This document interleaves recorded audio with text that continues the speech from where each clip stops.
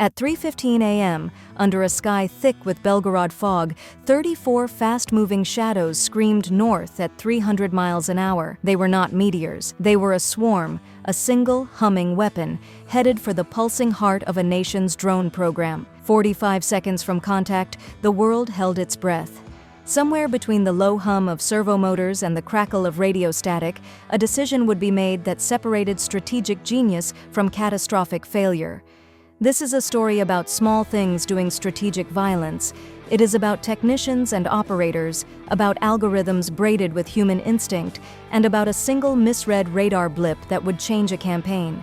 For weeks, Russia had celebrated the Valuki factory as proof of industrial might, a humming production line turning out Shahed drones by the dozen. Outside the plant, generals relaxed. Inside, they held barbecues, sure their layered Nebo-M and Pancer S1 systems were invincible. They were wrong. If you want deeper breakdowns, the engineering schematics, the AI decisions, the human calls, hit subscribe and like this video. We'll release follow-up episodes dissecting the Ram-2X, the Banshee decoys, and the Night Owl AI in painstaking detail. For 3 months, Ukrainian intelligence had watched. 2,000 hours of satellite imagery, thousands of human nodes, thermal traces, and shift logs. Every habit, every blind spot cataloged. They found one truth, a human habit, that a machine could never fully erase. The night shift at the Pancer battery routinely ignored low-altitude returns, dismissing them as migrating birds. That slack, that human shorthand, became an opening. The plan that grew from that opening was audacious. Wait for the foggiest night of the month, fly low and fly like birds. But audacity alone would not be enough. As the Ukrainians closed on the date, they learned of a new threat.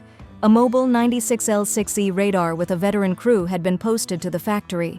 Their single known vulnerability had been patched. The battlefield had acquired a new eye. At 3:17 a.m., 60 miles from the border, inside a cramped mobile command vehicle, operators bathed in the cold glow of FPV monitors synchronized their countdown. Night Owl, a custom AI, monitored an RQ-20 Puma circling at 15,000 feet, modeling crosswinds, thermal columns, and every radar nuance. The operation was choreography and gamble, a composition of electronic misdirection and human nerve.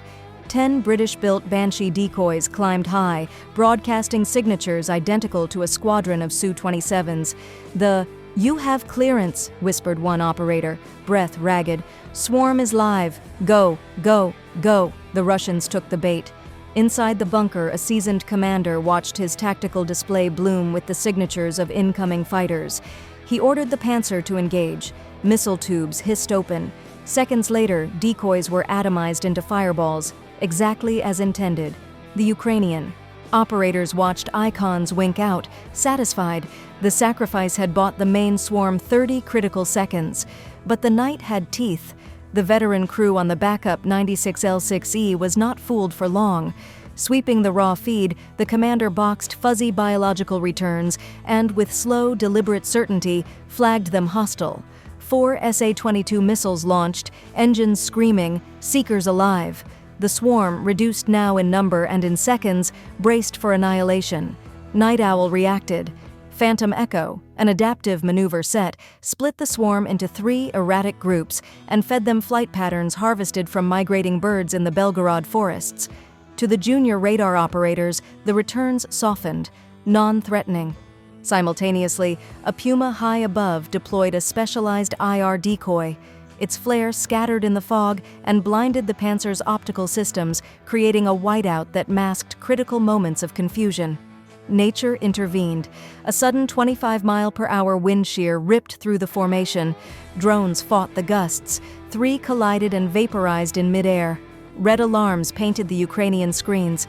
4 SA-22 missiles were still minutes from impact. The plan teetered at the edge of collapse. Then came an improvisation of borrowed American genius. Each Ram-2X had been retrofitted with a miniaturized AL-50 decoy, an electronic lie that screamed 100 times larger radar and thermal signature. With calm urgency, the operators triggered deployment. 4 decoys unspooled behind targeted aircraft, and the missiles, fooled by the sudden huge targets, shifted course.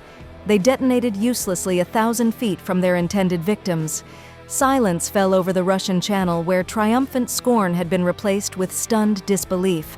The swarm now had a clear path. The night owl seized the moment. The remaining drones split, 3 attack groups falling into precision trajectories: the assembly workshop, the component warehouse, the central control nexus.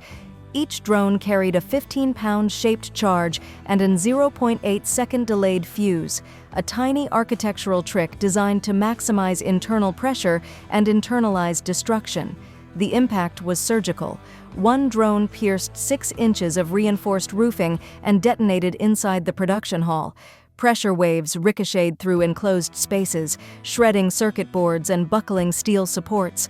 Roofs caved inward, servers fried in their racks. Tons of nearly finished Shaheds were buried under twisted metal.